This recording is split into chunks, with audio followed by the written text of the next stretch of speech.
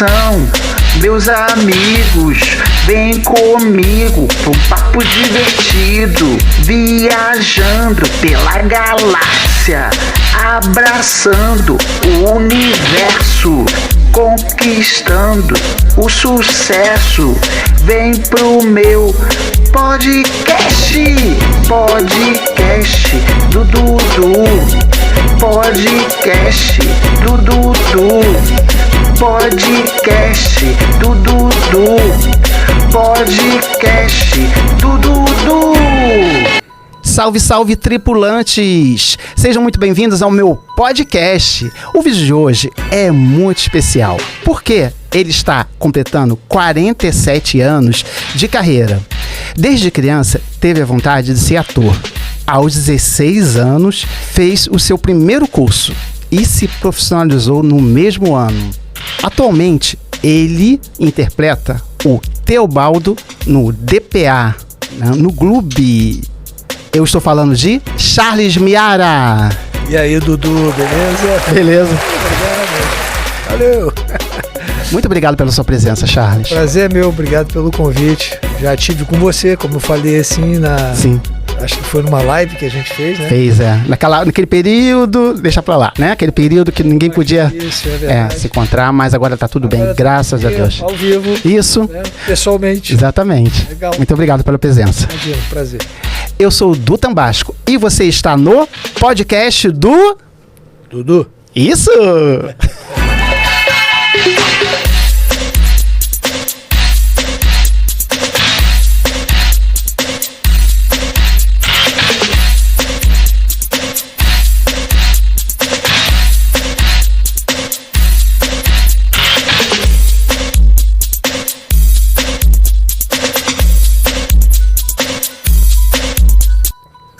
E já não esquece de se inscrever no meu canal. Charles, você já é inscrito no podcast do Dudu? Olha, eu acho que eu me inscrevi quando eu... Naquela época foi o canal do Tambasco, era outro canal, porque esse é outro. Ah, esse é outro canal. Sim. Tem vários... Só Tem dois. uma rede. Só dois. Então você tem o teu canal... O do Tambasco. Onde eu fiz Você fez a entrevista, a live, né? a live. A gente fez a live, acho que foi no Instagram e você colocou lá, não foi isso? Foi. Eu copiei, fiz a edição e coloquei no YouTube. Colocou É. E agora aqui. Então Exato. você tem dois canais. Dois canais. Bacana, poxa. Charles, como é trabalhar no canal Gloob, na série Detetives do Prédio Azul? Como é trabalhar? Isso. É muito bom. Você gosta? Eu gosto muito. Adora, né? Tem uma rotina bacana. Eu tenho bons colegas. Eu trabalho uma equipe super profissional, né, e cordiais. Uhum. Eu tenho alguns amigos lá dentro também, que a gente com o tempo acaba afinando o laço com algumas pessoas, isso é natural. Mas eu acho que o trabalho tem que ser gostoso, ele tem que ser prazeroso. Porque se o trabalho ele deixa de ser prazeroso, ele fica meio burocrático, você fica meio...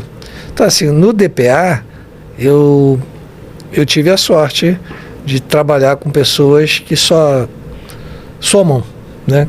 Nós crescemos juntos dentro do projeto. É bacana, bem legal.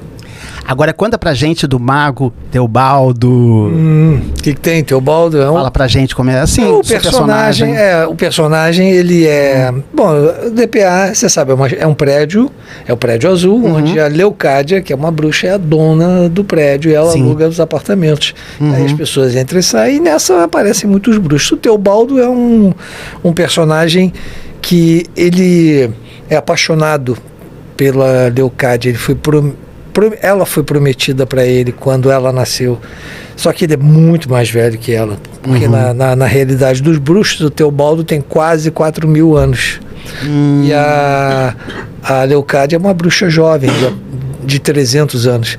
Então eles têm uma diferença de idade, mas isso isso não atrapalha o envolvimento, mas ela sempre está desprezando ele. Então, assim, o personagem ele tem bom trânsito com os detetives, com o núcleo dos bruxos, com o pessoal, com o Severino, o pessoal do prédio. É bem bom, é bem bom. Legal. Quanto tempo já que você está fazendo DPA? São 7 anos que eu tô. O projeto ele já tem mais Bastante tempo, né? Eu entrei em 2015. O projeto ele existe desde 2012. Bastante tempo. Então, quando eu entrei no DPA, eu não conhecia o programa, porque na realidade quem assiste é esse nicho. Criança. Criança, pais de crianças, avós de crianças que estão acompanhando seus netos. Exatamente. Então, como assim, eu não é a minha realidade, então eu não conhecia. Quando eu conheci o programa, ele já estava fazendo sucesso para esse nicho, né? Sim. Ele já tinha notoriedade com o núcleo que estavam os primeiros detetives que começaram. E quando eu entrei, já foi uma fase de crescimento, né? Quer dizer, não que por conta da nossa entrada cresceu, ele já estava grandinho, né? Os detetives, os primeiros que hoje estão com 20 e poucos anos, foram eles que construíram na realidade as bases, né? O primeiro diretor, que foi o André Pellins, que foi, né, na realidade o cara que deu a cara do programa, junto com a Flávia Lins, que é a autora, que escreveu, enfim, com toda a equipe da época lá que construiu isso. Então foi super assim, para mim foi bacana ter entrado e ter continuado, porque na realidade quando você entra para gravar uma temporada, você não tem noção se o seu personagem, às vezes tem, quando é uma obra fechada, o cara, você sabe que o personagem vai sair no final daquele capítulo. No caso do DPA, a gente foi para gravar 2 temporadas, mas teve uma empatia boa com o canal, com a produção. Sim. E aí o personagem ele acabou ficando na base do núcleo de base, né, para os detetives, então a turma do prédio, né, os moradores do prédio. Ele foi morar, o Teobaldo, ele tinha um armazém que pegou fogo, que não era no prédio azul. Essa foi a solução que eles encontraram inicialmente para o Teobaldo chegar e pedir abrigo no prédio azul.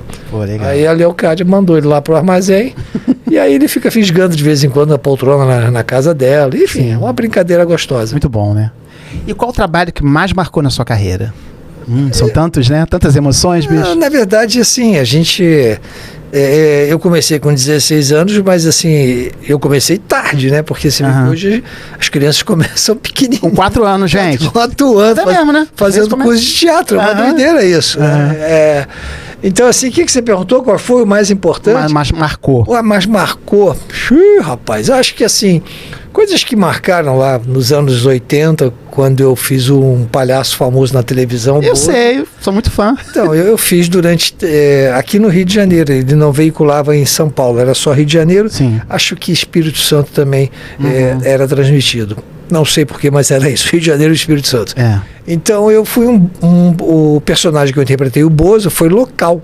Era só Rio, mas foi legal, porque marcou. Era um programa diário, de segunda a sábado, à exceção de domingo, e era ao vivo, então todos os dias eu tinha que estar chegando na... Era onde, São Cristóvão? Campo de São Cristóvão, 105, onde tem, acho que até o hoje... O SBT lá, né? O SBT. Mas na realidade aqui, você sabe, a matriz mesmo é São Paulo. Sim, sim. Aqui a base no Rio é só uma base local, onde tem um jornalismo local, deve ter algum programinha ou outro local, mas a base mesmo é São Paulo. E da mesma época, na época do Bozo era a mesma coisa, a base era São Paulo. Então aquele circo do Bozo, né, aquele elenco...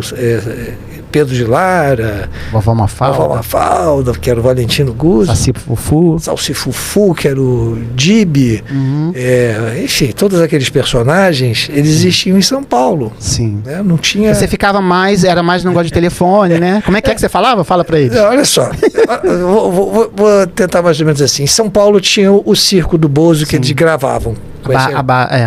Com esse elenco. Aí tinha lá números, atrações e tal. Era um circo mesmo, o cenário era um circo. Aí, passado um tempo, decidiram lá em São Paulo, na direção do programa, junto lá com o dono da emissora, resolveram fazer que o Bozo teria que atender o telefone para falar com as crianças. Interagir. Isso. Aí Já tinha aquela época, né, o pessoal já interagia, né? Não tinha internet, mas tinha o telefone. Mas o telefone interurbano era caro. Então, eles colocaram um Bozo em São Paulo para atender as crianças de São Paulo, o Bozo do Rio para atender as crianças do Rio. Acho que teve um em Belo Horizonte também, teve um temporariamente na Bahia. Eles foram colocando em alguns lugares para ver se vingava. Aqui no Rio durou 3 anos. Né? Acho que foi depois de São Paulo, foi o lugar que mais o Bozo local ficou no ar. Sim. E eu peguei esse espaço, né? Quando eu fui fazer o teste para fazer o personagem, eles me deram uma fita do Bozo lá de São Paulo e falaram, olha, a gente quer uma coisa mais ou menos próxima a isso aqui, você consegue? Aí eu vi algumas vezes, né? Vi. E aí fiquei ensaiando, e aí eu tentei reproduzir o mais próximo do que o cara estava fazendo, quase que imitando, praticamente, para poder... Mas era um Bozo carioca, gente, diferente, né? Tinha sotaque carioca. Mas eu acho legal, Tem o sotaque carioca que entrega. Você lembra o que você falava, assim? Eu lembro, claro que eu lembro. Se você quiser, tem um canal que eu fiz, mas eu não alimento, na realidade foi só para guardar o material e deixar público, porque a emissora mesmo, o SBT de São Paulo, eles não têm, acho que eles não têm registro nenhum. Sério? Nenhum.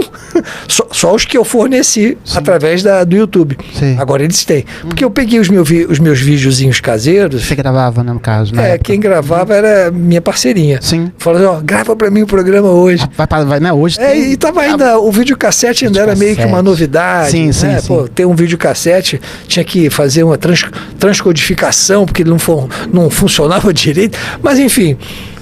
eu gravei algumas coisas, perdi muito material por conta do tempo, do mofo, da umidade e tal, mas o que eu consegui salvar, que não foi na realidade a melhor fase do programa, já estava numa fase de reta final, eu coloquei nesse canal Bozo do Rio. Eu vou dar uma olhada. Aí fica uma referência ali. Na realidade, eu mesmo quando vejo, eu acho interessante porque eu não imaginava que eu fazia aquilo ali, entendeu? E também... Você tem quantos anos ali naquela época? Eu era bem jovem, 19, 22 anos. 22. Acho que foi o primeiro teste para televisão bacana assim que eu fiz assim, de um trabalho que teve uma longevidade. Sim, sim. Antes disso eu já fazia teatro.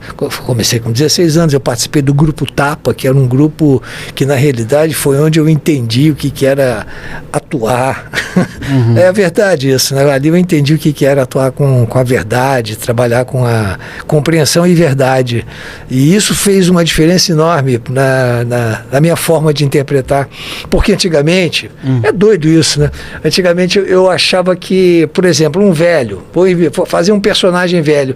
Então, imediatamente, eu já fazia uma vozinha de velho, eu já colocava, né? Obviamente você tinha cara, mas eu usava uma vozinha, era uma coisa que vinha de fora para dentro. A gente criava a forma. Mas da verdade do personagem, é você falar aquilo e você acreditar no que eu estou falando. E falar, o cara está fazendo, fingindo ser um velho. O legal é você olhar para mim e falar, o cara é um velho. Não tem nada contra os velhos, porque inclusive eu sou um deles. Mas é isso, entendeu? Eu acho que... Bom, eu estava falando... Você tem, assim, algum perrengue que você passou na época do Bozo? Assim, sei lá, uma dor de barriga, você estava ao vivo, aconteceu alguma coisa assim bem difícil? Sei lá, você lembra de alguma coisa? É o seguinte, perrengue todo mundo passa. Né? Todo mundo, não tem jeito. Não tem como. Não tem como, Então, eu lembro de um perrengue que eu passei, um perrenguezinho que eu passei, não foi assim, eu tinha que estar lá às 6h15 da manhã. É bem cedo, né, Charles? A gente entrava no ar às 7h23, cravadamente. 7h23? Mas não era porque eles faziam acerto de horário, de rede, então tinha que ser 7h23, entrar o Bozo do Rio, faz não sei o que, parará, entra um comercial, outro, aí entra o programa no ar. Sim. Entra a rede, enfim, porque eles têm que coordenar a rede com a programação local. Sim, sim. Então, eles afinavam o horário. Mas o meu horário básico era no ar às 7h23. 7h23. 7h21 eu entrava no estúdio, plugava o microfone, sentava no banquinho, vestia as 2 luvas, colocava o nariz e a peruca. Aí fazia lá a brincadeirinha, não sei o quê, amiguinhos, vamos falar, vamos brincar de quê? Vamos fazer isso, vamos fazer aquilo. Acabou a brincadeira, aí naquele mesmo instante eu tirava as luvas, tirava a peruca, tirava o nariz, às vezes o sapato, que o sapato incomodava, porque era um sapatão, pá, pá, pá, pá. Então... A maquiagem, quem fazia? Você? Inicialmente tinha uma maquiadora, que ela foi contratada justamente para atender essa demanda do Bozo no Rio. Sim. Mas, passado um tempo, eu pedi, né, para eu mesmo fazer, que eu queria experimentar fazer a maquiagem no meu rosto. E aí eu comecei a me habituar a fazia muito rápido a maquiagem. Então eu ganhava muito tempo. Às vezes a maquiadora levava meia hora para fazer 25 minutos. Eu comecei a fazer a maquiagem toda aquela... Porque, na verdade, fazia em 10 minutos. Mas o perrengue, falando no perrengue aí... Sim, vamos lá. Eu quero saber. Nenhum perrengue assim, lá do outro mundo, não. Mas uma coisa... No ar mesmo, uma vez aconteceu de eu ter entrado, estava sem a peruca, sem as luvas, sem o nariz, estava ali em frente ao cenário, Sei. já naquele tempo dos 2 minutos, né? Aquele 7h21... Já tá em cima do lance. Para plugar, aí os caras entraram no ar antes. Aí o assistente percebeu que a minha imagem estava no monitor. No monitor não, na televisão. Tinha uma televisão dentro do estúdio justamente para monitorar o que estava no ar. Aí ele falou, ele me viu de costas e apareceu no meu cabelo natural. Aí ele falou, Charles! Aí eu olhei. Quando eu olhei, dei de cara com a câmera. Aí eu apareci por alguns segundos em natura. Sem a peruca, sem o nariz, só com a maquiagem delineada no rosto do meu cabelo. Isso foi um perrengue, quer dizer, tem o diretor lá, diretor de programação, entrou lá no estúdio, a pau falou, o que houve? Por que entrou assim? Aí eu falei, não, o negócio entrou antes, né? Plugaram no ar antes. Se foi se foi, como é que se diz, uma falta de sorte do cara lá, enfim, eu não sei o que aconteceu, eu entrei e plugar. Normalmente isso nunca havia acontecido. Isso foi um perrenguezinho. Agora você tem novos projetos, assim? Alguma coisa, uma novidade que você possa contar pra gente? Novidades, assim... Eu tava vendo uma entrevista, né? A pessoa tem que pesquisar, né, gente? Você falou alguma coisa de um livro, não foi? Ah, sim. Um livro. Eu tô finalizando. Ah, legal. Tô finalizando. É uma história para crianças. Na verdade, essa história, ela tem nome já e tudo? Ela começou, essa história, ela foi criada na época do Bozo, que eu fazia o Bozo. Em 80, porque a gente tinha, às vezes rolava umas conversas no corredor que eles diziam, o programa vai acabar. Aí ficava todo mundo preocupado. Todo mundo tenso, né? Todo mundo tenso, porque era emprego, né? Sim. Enquanto para os outros, quem está vendo está se divertindo. Para quem está fazendo é um trabalho. E aí eu falei, e aí, como é que faz? Aí eu comecei a pensar em alguma coisa falei, poxa, eu entrei numa que eu tinha que continuar sendo palhaço. Não sei, talvez pela influência de estar fazendo um palhaço diariamente. Sim. Mas porque eu nunca fui palhaço, na realidade, assim, de escola de palhaço. Era um palhaço de TV, né? Não era de circo, era de na TV. Realidade, Apresentador. É isso, você disse a coisa certa. Era um apresentador. E aí nisso joga o teu jogo de cintura, teu humor, teu jeito de fazer. Sim. Mas não era um palhaço que fazia esquetes. A gente não tinha nem elenco para isso lá. Teve uma época que teve uns locais aqui, que a gente tinha um elenco que ia voluntariamente. Em troca disso, a gente divulgava a peça de teatro infantil que estava em cartaz. Era bem legal isso. Então, eles iam com todos os aparatos da peça deles, figurinos. Então, isso enriquecia o programa. E eu fazia brincadeiras com eles, junto com eles, por sugestão deles mesmos. E até a gente inventava... Eram improvisos, esquetes improvisados em cima do tema da peça do cara. Muito bom. Era muito legal. Então isso dava era a única vez que a gente teve, foi a única vez que a gente teve elenco, contracenando com o elenco. Né? E também alguns palhaços, alguns atores que fizeram personagens palhaços que atuavam na TVS do Rio, porque era TVS, ainda não era SBT, era TV Silvio Santos. Eles atuavam em troca de uma divulgação. Uma divulgação. Legal. para dar o telefone Tinha internet deles. nessa época, né, Charles? Então, Não tinha. TV realmente ajudava muito, né? E a sorte que o pessoal de São Paulo não interferia muito. Então o produtor local aqui interferia, claro que interferia muito, mas não interferia. Acho que eles nem sabiam o que a gente fazia na realidade. Esse produtor local, que eu gostava muito, Roberto Brandão, ele abriu, vamos trazer um pessoal aqui para movimentar, tem uns atores aqui que querem, em troca de divulgação, os palhaços. Então eram os caras que tinham chegado do interior e estavam trabalhando como palhaços e tiravam sustento daquilo fazendo showzinho, festinha de aniversário. E aí o que eles tinham ali, então rapidamente, depois de um tempo, eles começaram a ficar conhecidos no programa porque eles tinham uma presença. Eles não ganhavam um tostão, mas falava, ó, quem quiser o showzinho aí Mas é por amor mesmo. Muriçoca, do Maçarico, do Mussarela, os personagens lá, nem sei por onde andou, tem tanto tempo que eu não vejo essas pessoas. O Muriçoca, que era um cara que começou lá, a gente, quando acabou o Bozo, me chamaram para fazer Manchete, um programa de palhaço. A vibe estava nessa. Por conta de eu ter, que nem você faz advogado na novela, você faz a vida inteira advogado. Então eu estava nessa. Aí eu levei e falei, Muriçoca, oportunidade da gente ir para a Manchete, né? E de repente vocês podem ser contratados, eu vou colocar vocês na ficha técnica e de repente já entra aí num contrato. Beleza, mas no que eu fui para a Manchete fazer o piloto do programa com o Muriçoca, Maçarico, o pessoal todo, o Muriçoca conheceu o pessoal da Xuxa, que estava na Manchete, mas já estava em transição para a Globo. E a Marlene Matos dividia a mesma sala de produção onde eu estava ali com o programa piloto que a gente ia fazer de palhaço. Pô, legal. E aí a Marlene, o Muriçoca é muito, conversa, um cara que chegadão nas pessoas e tal, ele conversou com a Marlene e a Marlene falou, ó, se eu for pra Globo mesmo, eu vou te levar. É o Dengue, no caso? É o Dengue. Ah, o Dengue, gente! É o Dengue. A gente fez, acho que 2 semanas atrás, não foi? Um especial, porque estreou o show da Xuxa no Viva, né? Então, assim, o show da Xuxa foi um programa que realmente foi um programa muito importante, né? Porque fez muito sucesso nos anos 80 e 90, né? Fez então, muito. uma loucura. Foi... Eu me lembro que era Balão Mágico. Aí acabou. Tinha a Xuxa na Manchete, Bozo no Eu peguei toda essa fase. Eu peguei o Bozo, peguei o Balão Mágico e peguei a Xuxa. Angélica. Você assistia? Você era público? Assistia. É mesmo? Eu ia no programa, porque eu moro no Jardim Botânico. Então, o Teatro Fênix, agora não existe mais, né? Eu ia muito pro Teatro Fênix, porque era perto da minha casa. Andando era 8 minutos, 10 minutos, imagina. Mas você é ator também? Sou ator também. Você também faz teatro? Fiz teatro no tablado com o Ernesto Piccolo. Sim, o Neco. Neco, né? Isso, claro. Eu trabalhei recentemente com ele na peça do... Inclusive, Neco, vem no meu podcast. Ele tá falando, eu vou e não vem, né? Mas vamos lá. Tô aguardando você, Neco. Legal. Ó, Charles, chama ele também, Charles. Isso aí, Neco, convidando aí. Legal.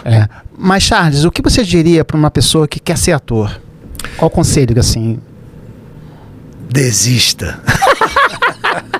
Que isso, cara? Não sei. É uma loucura, é uma loucura. É difícil você aconselhar. Assim, quem quer ser ator, o caminho é lógico. Tem que se preparar. Você lida primeiro com o seu próprio entusiasmo de estar fazendo aquilo. Sim, se você não tiver... Então você tem que ter alma no negócio. Sim. Você fazer burocraticamente, você vai fazer, mas não vai fazer bem, vai fazer no piloto automático. Sim, aí vira burocracia. Agora, enquanto você está criando, você se emociona, você se diverte. Porque eu acho que o trabalho... tem que ser uma diversão. Eu vou trabalhar. Não! Eu vou trabalhar. Feliz, né? Feliz. Né? Eu vou lá, eu decorei o texto, eu imaginei como eu vou fazer, eu estudei. Entusiasmo. Entusiasmo. Aí eu chego lá... bem da verdade, isso não é todo dia que você está nessa vibe. O ser humano não está... Um dia você acorda assim, outro dia você acorda assado. Mas na média, você tem que manter o entusiasmo para continuar fazendo. Eu já trabalhei como animador de festa, né, Charles? Eu também. Tinha aqui. Então você tem que estar bem, gente. Como é que o animador vai animar assim, né, gente? Como é que o animador vai animar? Não dá, gente. Mas eu não tinha o desejo de ser animador de festa. Sim. Foi circunstancial. Né? Eu precisava, de algum jeito, e era uma coisa que eu podia fazer. Eu falei, isso não tem mistério fazer. Vamos embora. Garotada, vamos. Eu gostava muito na época. Eu gostava. Eu achava muito cansativo. Também achava. Muito cansativo. Por isso que eu parei. Eu parei em 2017. Mas eu achava... O tempo que eu fiz, né? Eu não posso negar nada do que eu fiz, porque eu fiz. Sim. E vivi. Claro. Então me trouxe Você tira um ganho de alguma maneira, você tem um ganho nisso. Eu acho que tudo que você faz tem um lado bom. Tem que ter um lado bom. Então você se fia naquilo, né? O lado bom.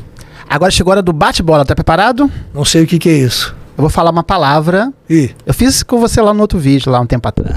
Opa, Eu vou falar uma palavra, tipo, comida, cor, aí você fala.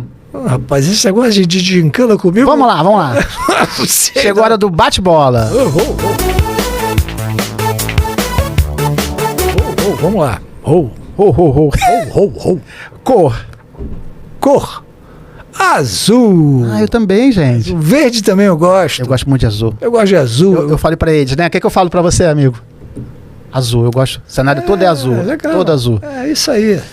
Traz um entusiasmo. Traz uma coisa azul é uma cor pra cima, né? Eu acho que as cores, de uma maneira geral, elas são legais. Importantes. Uma ou outra, quer dizer, são todas importantes, né? Comida.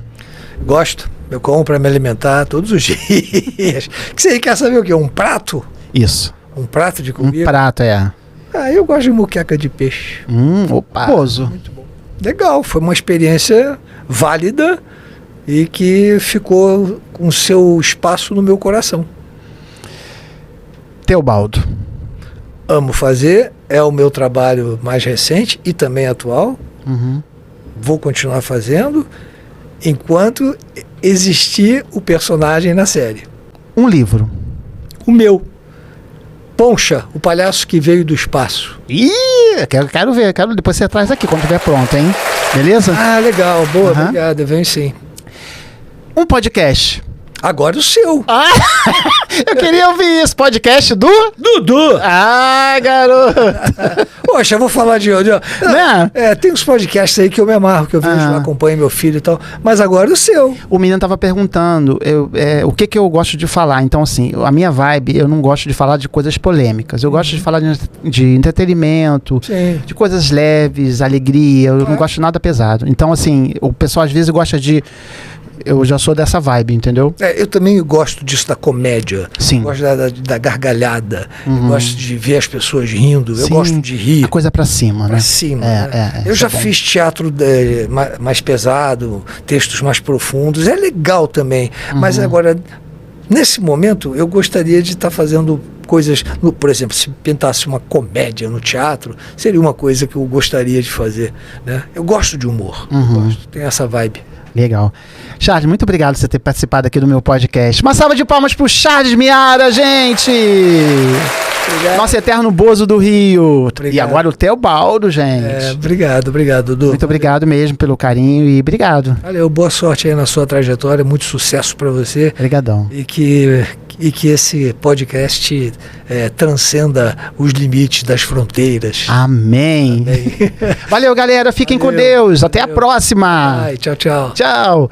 E eu fui.